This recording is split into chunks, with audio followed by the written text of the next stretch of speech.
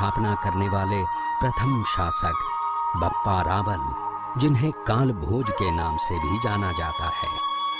इन्होंने सिंधु नदी की पश्चिम की ओर से बढ़ते आक्रमणों को सदियों तक रोके रखा।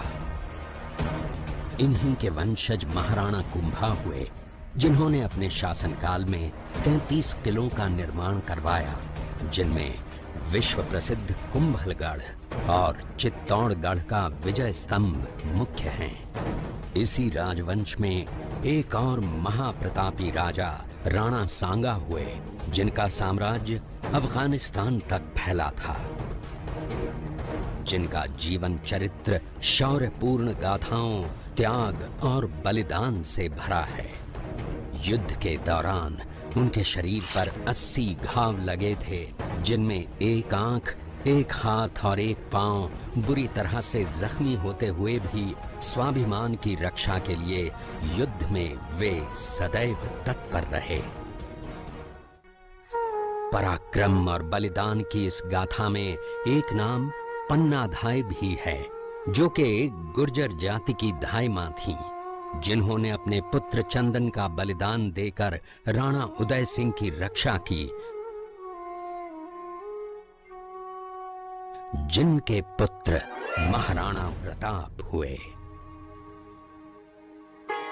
महाराणा प्रताप का जन्म पाली जिले के अखेराज सोनगरा की पुत्री एवं महाराणा उदय सिंह की महारानी जयवंत कंवर की कोख से विक्रम संवत 1597 में अर्थात 9 मई 1540 को कुंभलगढ़ में हुआ। बाल्यकाल चित्तौड़गढ़ में गुजरा। करीब 17 वर्ष की आयु में ही प्रताप का विवाह अजबंदे कंवर के साथ हुआ। सन 1567 में अकबर ने जब चित्तौड़गढ़ पर आक्रमण किया, तो मेवाड़ के प्रमुख सरदारों और सेना नायकों के आग्रह पर महाराणा उदय सिंह ने चित्तौड़गढ़ छोड़ दिया।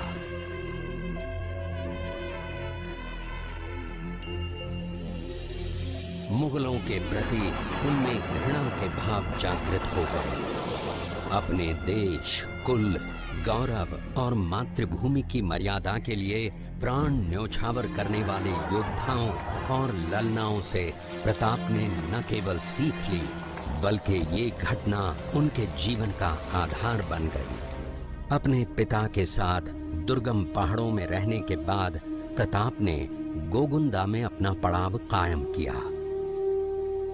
फरवरी 1572 को महाराणा उदय सिंह का देहांत हुआ।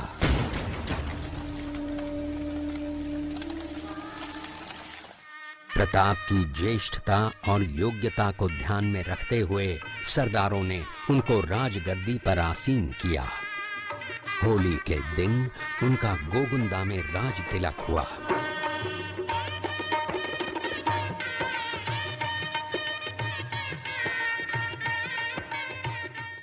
उस समय तक लगभग सभी राजाओं ने मुगल सम्राट अकबर की अधीनता स्वीकार कर ली थी। एकमात्र महाराणा प्रताप ने अपना मस्तक अकबर के आगे नहीं झुकाया। अपनी स्वाधीनता और सार्वभौमिकता के अधिकार को सर्वोपरि माना। अपने दृढ़ निश्चय का परिणाम प्रताप अच्छी तरह जानते थे। प्रताप मुगलों से लोहा लेने की तैयारी में जी जान से जुट गए। 18 जून 1576 की सुबह हल्दी घाटी और खमनोर के मध्य एक मैदान में ऐतिहासिक युद्ध हुआ, जो बाद में रक्त तलाई के नाम से जाना गया। महाराणा प्रताप की सेना गोगुंदा से हल्दी घाटी पहुंची, जबकि सेनापति मानसिंह के नेतृत्व में मुगल सेना ने हल्दी घाटी के ठीक नीचे मैदान में अपना मोर्चा जमाया। मुगल सेना के हरावल दस्ते द्वारा घाटी में घुसपैठ करने के प्रयास की प्रतिक्रिया स्वरूप महाराणा प्रताप की सेना मुगलों पर टूट पड़ी। प्रताप के हरावल सैन्य दलों का नेतृत्व पठान हाकिम खां सूर कर रहे थे। भीलू राणा, जो राणा पूंजा के नाम से भी जाने जाते हैं, उनके नेतृत्व में भील आदिवासियों ने गोरिल्ला पद्धति से युद्ध करते हुए मुगलों के छक्के छुड़ा दिए। देखते ही देखते शाही सेना में खलबली मच गई। रक्त तलाई घोड़ों की टापों, हाथियों की चंगारों और तलवारों की झनकारों से गूंज उठी। चारों तरफ हाहाकार मच गया।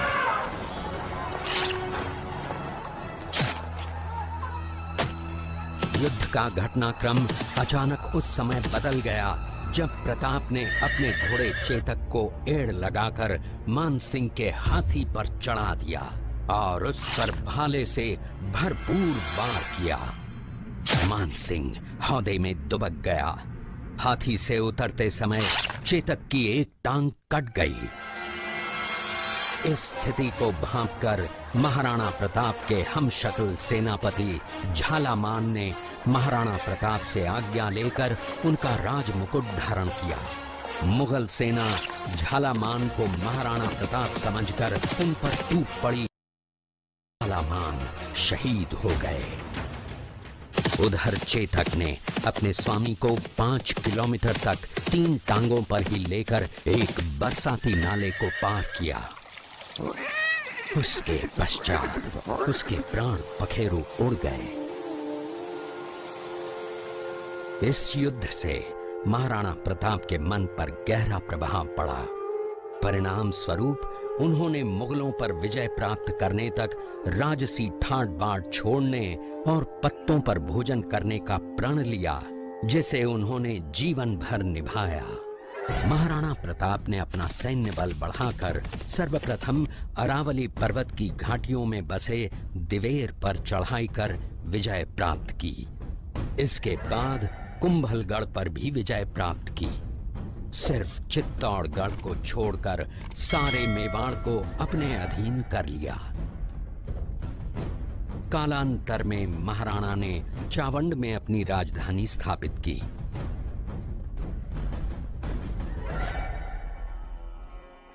19 जनवरी 1597 को राणा प्रताप ने मात्र 57 वर्ष की आयु में इस संसार से प्रयाण किया।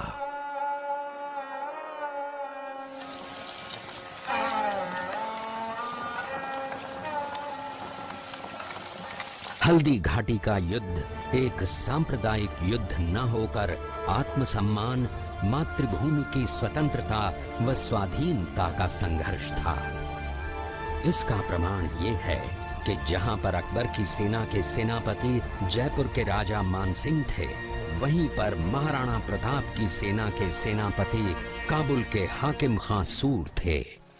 महाराणा प्रताप स्वतंत्रता की वेदी पर एक ऐसा अंगारा था जो आत्मसम्मान व देश गौरव के लिए दिन रात जलता रहा, धधकता रहा और अंत में बुझकर भी उसने देश में ऐसा लौह भर दिया जिसकी प्रखर किरणों ने भारत माता को गुलामी की जंजीरों से मुक्त कराने के लिए सदा प्रेरित किया।